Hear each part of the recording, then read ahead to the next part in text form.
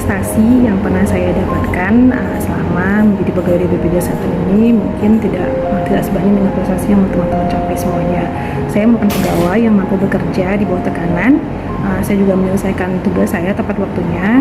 Bahkan saya pernah menyelesaikan imunisasi itu yang dulunya -3 menjadi -2 sesuai dengan target yang diberikan. Kemudian saya juga pernah menjadi PPS Kepala Kabupaten selama 3 bulan sambil tetap melakukan tugas pokok saya, yaitu melakukan verifikasi klaim. Dan alhamdulillah selama 3 tahun berturut-turut saya juga mendapatkan KSB dalam penilaian kinerja. Nah, untuk menjadi kepala cabang, apa saja program kerja yang akan saya lakukan? Yang pertama, saya akan mengajak unit kerja, unit tim untuk melakukan inovasi, untuk memberikan inovasi-inovasi, ide-ide, gagasan yang mereka miliki. Tetapi saya juga akan mengevaluasi inovasi-inovasi tersebut agar tidak hanya tidak hanya menjadi ide atau di dalam kepala mereka, tetapi juga dapat dipraktekkan langsung sehingga memudahkan tercapainya kinerja dari unit tim. Kemudian saya juga akan membiasakan setiap tim itu membuat scoreboard untuk mengupgrade keilmuan dan kemampuannya, yang memuat di mana scoreboard tadi itu memuat adanya strength, yaitu kekuatan ataupun kelebihan yang dimiliki oleh masing-masing pegawai. Kemudian mereka juga bisa menilai dan mengevaluasi dirinya di mana weakness, kelemahan mereka dalam melakukan pekerjaannya, sehingga nanti kita berdiskusi bersama untuk bagaimana solusi yang akan didapatkan atau yang akan dilakukan oleh para pegawai untuk meningkatkan kinerjanya. Nah, budaya apa saja yang ingin saya kembangkan? Nah, itu ada budaya produktivitas. Bagaimanapun yang dicapai oleh organisasi kita adalah target pencapaian yang bisa kita nilai dari produktivitas. Dan kemudian inovasi, seperti yang telah saya sampaikan dalam program tadi, inovasi merupakan bagian utama ataupun program utama yang akan saya kembangkan. Nah, terakhir motto saya atau tagline yang akan saya berikan atau yang akan saya sesuai dengan program tadi adalah dengan inovasi wujudkan prestasi. Bismillahirrahmanirrahim. Assalamualaikum warahmatullahi wabarakatuh. Perkenalkan, nama saya Edi Maulana. Saya bertugas sebagai supervisor frontliner di kantor cabang Banda Aceh sudah selama 4 tahun. Alhamdulillah hari ini saya ingin menyampaikan terkait dengan the next leader yang ada di BPJS Kesehatan. Dalam hal ini saya terpilih sebagai 3 kategori terbaik ya untuk the next leader. Dalam hal ini saya memilih untuk step level jabatan di atas saya, yaitu 1 tingkat sebagai Kepala Bidang Kepesertaan dan Pelayanan Peserta.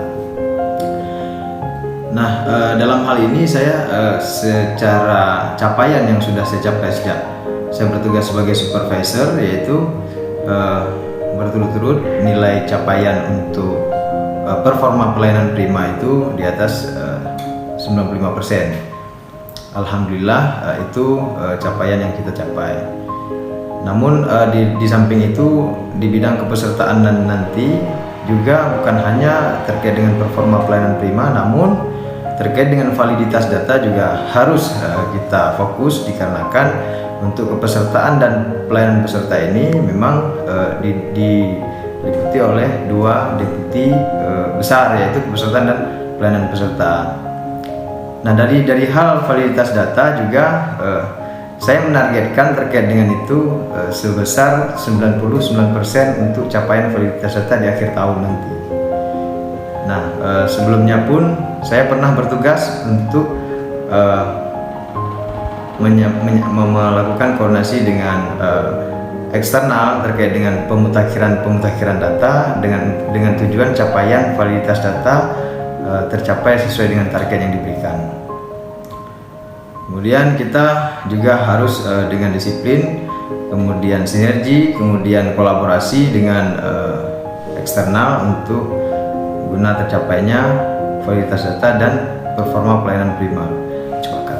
Ya, alhamdulillah alhamdulillah selama 4 tahun performa pelayanan prima untuk kantor cabang Banda Aceh sesuai dengan target yang kita tetapkan, yaitu 95%. Nah, kemudian terkait dengan bagaimana program jika nanti kita atau saya menempati posisi tersebut sebagai KPP, pastinya saya akan berfokus kepada 2 hal, yaitu performa pelayanan prima dengan target 99% dan validitas data peserta dengan target 99%. Walaupun saat ini yang ditetapkan oleh kantor cabang atau nasional itu 95%. Bagaimana kiat-kiatnya yang harus saya lakukan untuk melaksanakan program tersebut, yaitu pastinya ya harus disiplin, kemudian kompeten, kemudian sinergi kita dengan baik dengan internal dan eksternal, sekaligus kolaborasi. Bagaimana ide-ide yang memang bisa kita kolaborasikan guna bisa mencapai tujuan yang akan kita lakukan sesuai dengan program target kita yang nantinya akan kita capai. Alhamdulillah dengan pengalaman-pengalaman yang sudah ada, saya pun pernah berinovasi terkait dengan layanan cepat untuk performa pelayanan prima, yaitu layanan 3 menit. Semasa saya menjadi Dicem di 2017, itu juga menjadi capaian saya pada saat itu, menempati peringkat 10 besar inovasi yang ditulis di buku Dicem. Kemudian terkait dengan jabatan nanti yang akan kita capai, pastinya tujuannya adalah dengan data yang akurat untuk data peserta, maka performa pelayanan prima tentunya pasti akan lebih baik dan lebih mudah ketika kita memberikan pelayanan prima. Dan di samping itu dengan inovasi-inovasi oleh manajemennya saat ini, ya seperti mobil JKN, kemudian Jika, Vika, karena layanan yang banyak saat ini, itu sangat-sangat membantu untuk bagaimana kita akan mencapai performa pelayanan prima sekaligus nantinya kepuasan kepada peserta. Saya pikir itu yang dapat saya sampaikan. Terima kasih untuk semuanya atas dukungannya, tentunya kantor cabang Banda Aceh, Ibu Pimpinan, Kepala Cabang, Kepala Bidang, dan semua rekan-rekan yang ada di kantor cabang Banda Aceh. Tanpa mereka, tanpa semuanya pun saya tidak akan seperti ini. Saya pikir itu yang dapat saya sampaikan. Terima kasih untuk semuanya. Wabillahi taufiq wal hidayah. Assalamualaikum warahmatullahi wabarakatuh. Assalamualaikum warahmatullahi wabarakatuh. Nama saya Frida Karmi, yang bekerja sebagai staf BPJS Kesehatan sebagai verifikator PMR di KC Banda Aceh.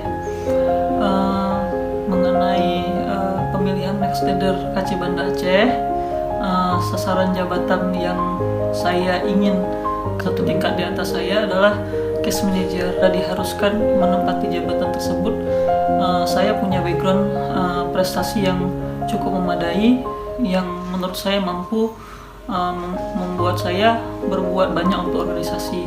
Di antaranya saya secara verifikator sering mampu melakukan tugas dengan baik, terutama dengan melakukan penyelesaian klaim lebih cepat dari target yang ditetapkan. Saya juga pernah secara pertemuan pernah diundang sebagai perwakilan verifikator untuk penyusunan ProOps verifikasi digital pada tahun 2020 untuk revisi role dan filtrasi. Kemudian 2 kali kinerja sangat baik yang akan saya lakukan. Pertama yang saya lakukan adalah pastinya memastikan rumah sakit melakukan verifikasi internal terlebih dahulu. Kenapa ini menjadi penekanan? Karena seringnya saat ini verifikator banyak menemukan temuan audit yang rutin dan berulang. Yang kedua yang saya lakukan adalah memetakan kemampuan verifikator berdasarkan strength dan weakness-nya. Tujuan saya untuk memetakan verifikator berdasarkan strength dan weakness-nya, kita dapat mengedepankan verifikator-verifikator yang punya strength verifikasi dengan skill yang mumpuni dan dengan pengalaman yang baik untuk memverifikasi klaim-klaim yang terlihat sulit atau terlihat complicable dalam pengkodingan. Yang Yang ketiga yang saya lakukan adalah memisahkan antara proses verifikasi dan proses audit klaim. Yang terakhir adalah yang saya lakukan memetakan peta masalah pengajuan dan penyelesaian klaim rumah sakit atau vaskes yang bekerjasama dengan BPJS Kesehatan. Kita bisa mengetahui potensi dan kebiasaan habitual pending atau dispute dari rumah sakit yang bekerjasama dengan BPJS Kesehatan. Budaya apa yang kira-kira bisa dikembangkan untuk mewujudkan apa yang sudah saya sampaikan tadi? Yang pertama adalah budaya saling percaya. Kerjasama tim itu penting, lalu bekerjalah dengan tupoksi kita, jangan pernah merasa diri lebih baik. Selain bertanggung jawab, kita juga harus bisa menjaga perbuatan kita itu untuk bisa disenangi, tapi bukan dalam klise, tapi disenangi karena memang segala sikap kita adalah baharu dan bisa menjadi pembelajaran satu sama lain. Terakhir, apa kesimpulan dari apa yang all what I explain to you adalah mari bekerja dengan baik, bekerjalah di jam kerja dengan tupoksi Anda. Bila memungkinkan Anda melakukan yang terbaik dan bisa melebihi target, maka lakukan. Selalu rendah hati. Anggap orang sekitar Anda adalah guru yang bisa memberikan Anda ilmu apapun. Jangan pernah merasa lebih baik, karena itu akan menghancurkan Anda.